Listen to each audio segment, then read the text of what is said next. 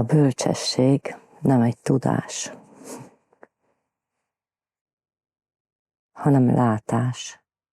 Egy olyan látás, ami nem ad semmit, de elvesz mindent. Minden illúziót. Mert ami elvehető és elveszíthető, az sosem volt valódi. Ezért ez a felébredettség nem ad többet, hanem elveszi mindazt, ami sosem volt valódi. Ez a látás nem válaszokat ad, hanem ez maga a kérdező feloldódása. Maga annak a feloldódása, ami panaszkodik, ami fél, ami elégedetlen, ami a múltról gondolkodik, vagy aggódja a jövőt, ami meg akar érkezni valahova. Ez a látás nem ad reményt egy megérkezésre, nem válaszol. Ezért ebben a látásban megszűnik a reagálás. És ha megszűnik a reagálás, feloldódik a kettősség, az ellentétek, mert nem ad válaszokat. Ez a látás átmegy minden illúzión, időbelin. Ebből a látásból születő szó nem tanítás, hanem pont ebből az egyszerű, csendes jelenlétből születő szó, rámutatás, leleplezés. Nem ígéri, hogy egy nagyszerű, spirituális ember leszek, egy bölcs. Nem ígér semmit, semmit nem ígér, semmit nem ígér. Ami ígér, az lelepleződik benne. Nem tartja magát semminek. Ami tartja magát, az leleplezésre kerül benne. Tehát ilyen módon elvesz mindent, és nem ígér semmit. Semmit. Ártatlan és szótalan. Nem nagy dolog, hanem pont a legegyszerűbb, leghétköznapibb. Csendes, mert minden, ami nagyszerű, vagy nagyszerűségre vágyik, az oldódik fel ebben. Ami szabad akar lenni. És az maga a szabadság. Nem ígér boldogságot, csak szabad. Már eleve az. Ugye ez a kis ego rész mindig valami érzelemmel vágyik, boldogságra, örömre, mindenre, amit jónak nevezünk. De ez a látás nem ígér ilyet. Ez a látás semleges. Tehát bármilyen elképzelés van a szabadságról, felébredettségről, megvilágosodásról, mindenre semleges. Nem ígéri, nem adja. Hanem minden képzelődés lelepleződik benne. Bármilyen tudás arról, vagy tudni vélés, hogy mi a megvilágosodás, mi a felébredés. Egyszerűen lelepleződik benne, mert nem ad választ, soha nem ad választ. Nem beszél, nem hall, csak lát, tisztán lát.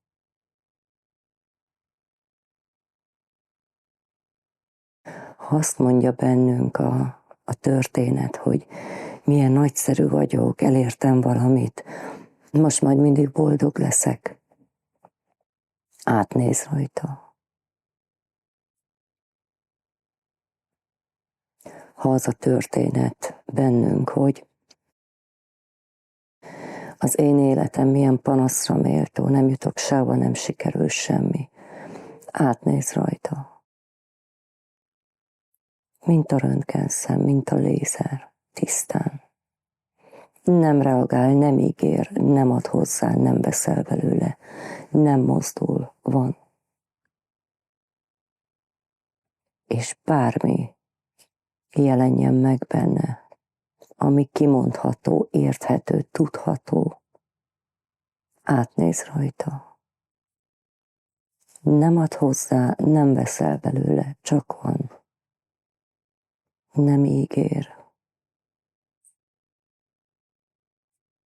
Nem ad technikát, módszert, leleplezi ezeket. Mindent leleplez. Csak látás tisztán. Egyszerűen. Az, ami bonyolult és nehéz, az az ego. Ez átnéz a nehézségen. Átnéz azokon a gondolatokon, amik azt mondják, hogy nekem ez nem sikerül, ez nehéz, félelmetes, egyszerűen átnéz rajta. Radikálisan átnéz rajta. Mindenen átlát. Ilyen módon a kisén elveszíti a központi szerepét. És a reagálás egyre kevesebb.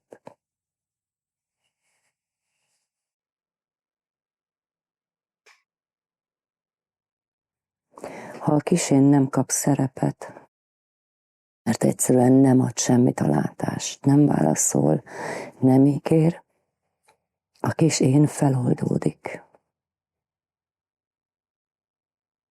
Tehát itt az ego részünk nem kap valamit, hanem feloldódik abban, hogy semmire nem kap választ. Ígéretet. Ez a látás nem bizonyítja az igazát.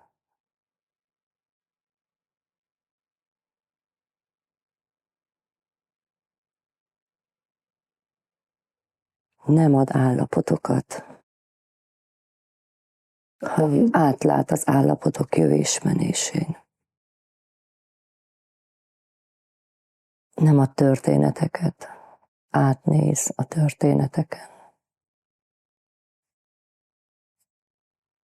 Nem ragaszkodik az érzelemvilághoz. Csak átnéz az érzelmi világon. Nem ígér örök boldogságot, csak látja azt, ami van.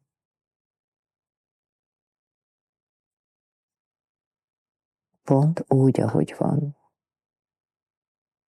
Sallang nélkül, tisztán, egyszerűen. Lehet, hogy ez a kis énnek nem túl érdekes, unalmasnak tűnik. Gondol róla valamit. Ez a látás ezen a valamin is átnéz. Mindenen átnéz. Semmit nem ragad meg. Semmit nem birtokol, nem akarja megtartani. Csendes és szótalan. És a csendessége abban rejlik, hogy a benne megjelenő hang is csendé válik. Mert eltűnik a kisén hatása, és ilyen módon nincs érintettség, tehát nincs zavaró tényező. És ami erőteljes, a gondolat ellenére is, az a csend. A nem reagálás egyenlő a csenddel. És ez a látás nem reagál, csak van. A reagálás visszaigazolás, és a visszaigazolás fenntartja a kérdezőt, hiszen a válasz maga a visszaigazolás. Ezért nem ad válaszokat. Ilyen módon a kérdező is feloldódik. Ez a rámutatás hétköznapi és nagyon egyszerű, de azt fogja bennünk mondani a gondolat, hogy ez lehetetlen. Átnéz rajta, reagál arra, hogy lehetetlen. Lehet, hogy megjelenik a hatására egy érzés, egy félelem, mert el akarja bennünk valami érni. Azon is átnéz. Nem kezd vele semmit, nem kommentálja, hanem ami megjelenik rá, kommentálás vagy gondolat, egyszerűen átnéz rajta.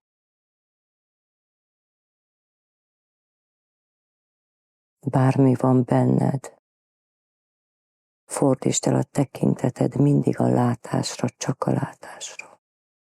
Ez egy éber jelenlét. Nem akar semmit megváltoztatni. Nem hiszi el, hogy valahova el kell jutni. Nem hiszi el, hogy kell várni egy jobb pillanatra, ami majd beteljesíti. Így néz át az illúzión. Minden időbelin, minden ígéreten, minden panaszkodáson, hiányon, elérni akaráson, akarom, nem akaromon. Így már kezd sejleni, hogy minden, ami a világot alkotja, gondolatok sorozata.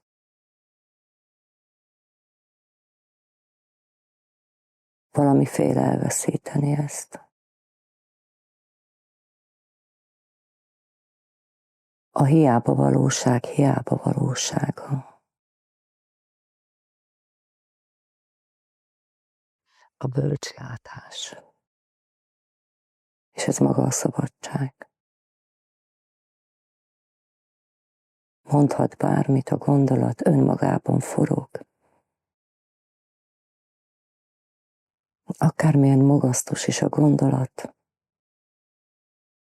egy gondolat. Ezért mondják jogosan, hogy a legmagasabb, ha lenne ilyen tanítás a csend,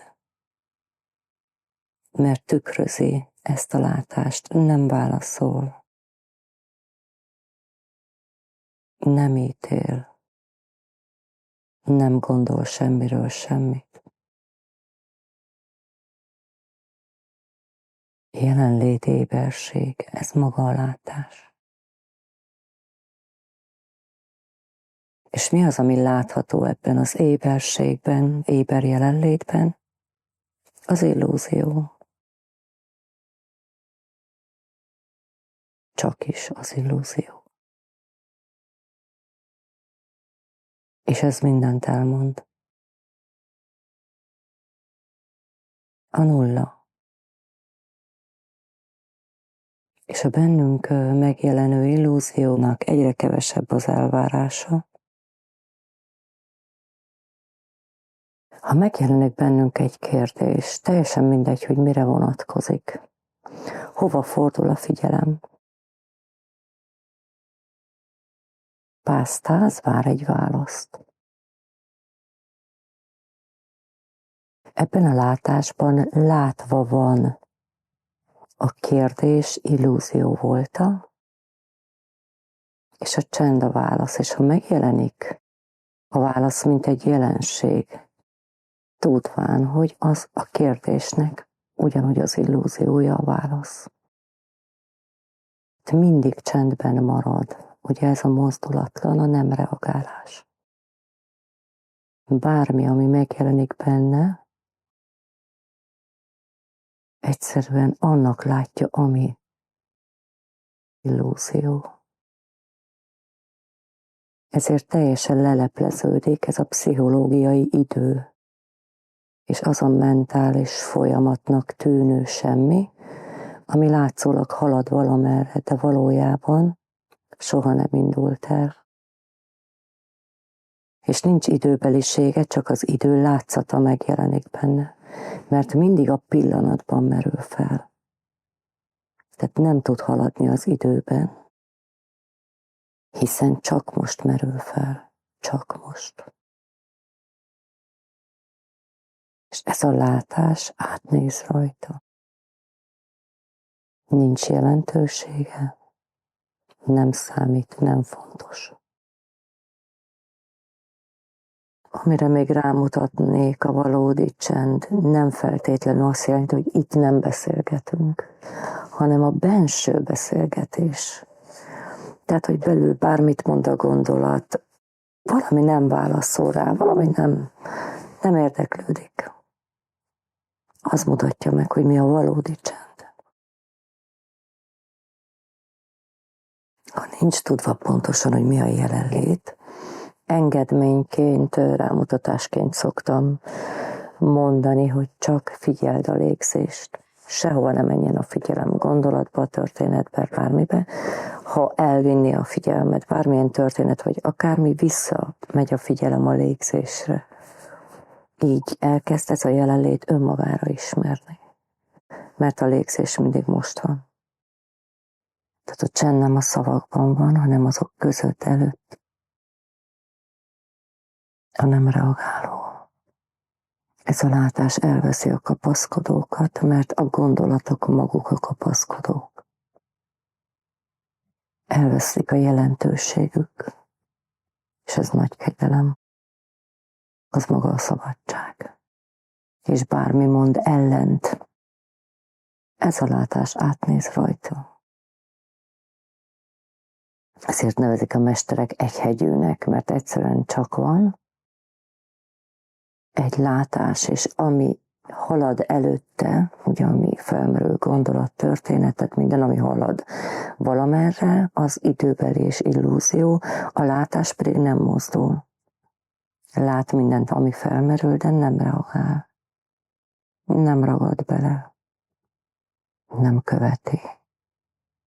Ha mégis, és ott a felismerés visszatér önmagába, egy éber jelenlét, akár a légzésre, vagy csak önmaga éberségére. Kinek mi megy, ezt most idézel.